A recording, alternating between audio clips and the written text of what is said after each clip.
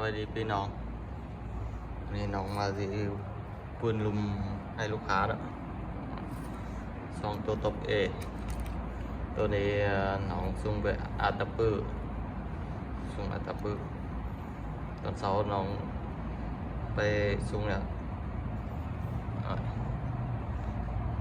บาวโมเวีย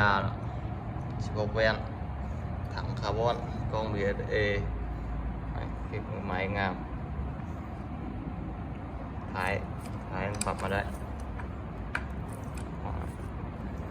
ตัวนี้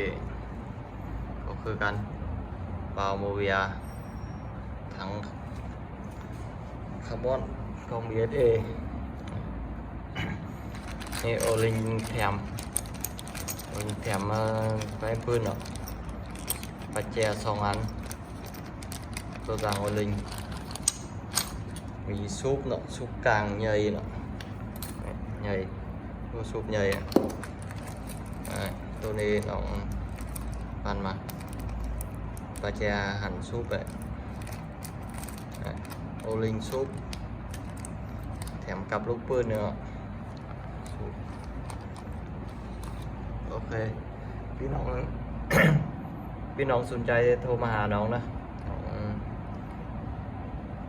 ขอบใจพี่น้องหลายๆ